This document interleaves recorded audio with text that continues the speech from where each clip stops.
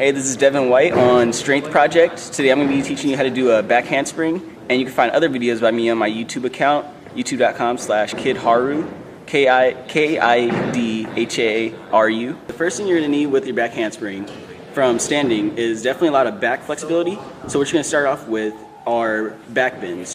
You're going to sit on the ground, both hands should be by your ears, and then from there, lift up, and you look at your hands, and try to walk your hands in as far as you can. You want to make sure that all your weight's over your shoulders and not over your knees, because otherwise you're not getting a stretch out of your wall.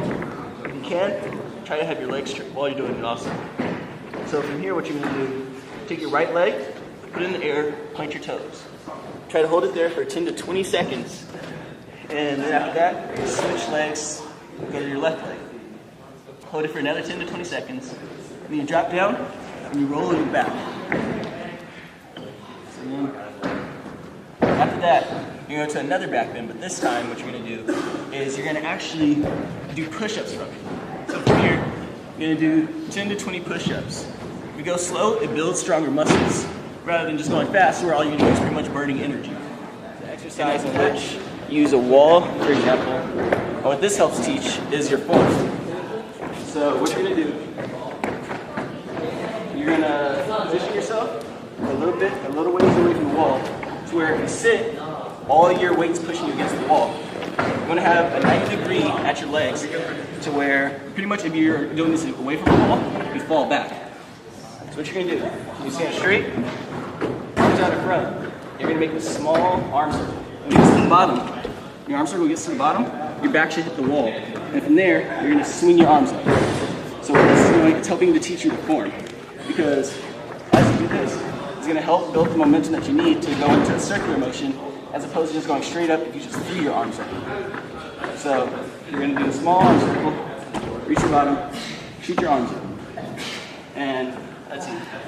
After that, after you practice that a lot actually on the wall, because it helps, for one, with your form, control, and confidence. And without, like, a lot of people, they try to go without actually doing the arm circles, but they don't have the rhythm right, so like, they'll hit the wall and their arms are already up here. And then that's gonna mess them up in the actual back handspring. So you wanna make sure your back hits when your arms hit the bottom, so, and then you shoot them up. So it helps to have a little pause after it hits the bottom. And then next, I'm gonna show you what to do with the spot. It helps a lot if you have a spot with the back handspring, since this move is pretty much one of your bases for a lot of flips. So this one you really want to be careful with. So here, what you have your spot do is they'll be on their knees and place one hand right above their kneecap. So like here's his leg, put your hand right here on it. And then you have your other hand on his lower back. A lot of people seem to have it right here, but that's going to mess it up in their spot. So we're going to have that lower back right above pretty much their tailbone and their butt. So that's where they have the biggest bend in. And what you're going to have them do is you're going to have them pretty much do just like they did on the wall, to where they enter a sitting position, and you're just going to hold them up there.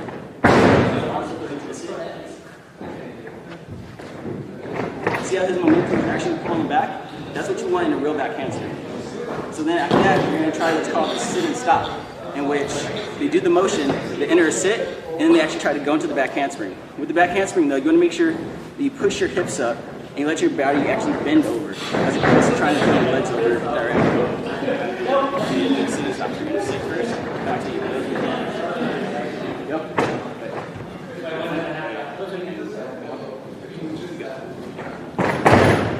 See right there, what you did wrong, you looked over your shoulder. You want to make sure that the person who's doing it, you look straight back the entire time, because you're there to spot them, so you're going to make sure that they get over it. So let's try it again.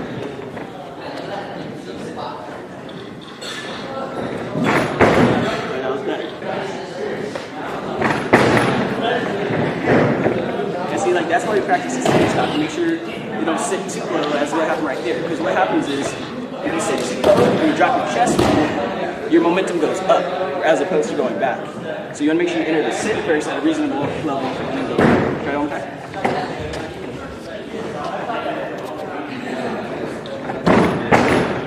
That was better. Okay. So after that, pretty much they're ready to try it on their own once they get that on lock, to where you basically don't have to spot them anymore. And pretty much the more confidence they get, you take away one hand. So you take away the hand of their lower leg and you just spot their upper back. That way it's all them. And then from there, pretty much just do it on their own until they got it.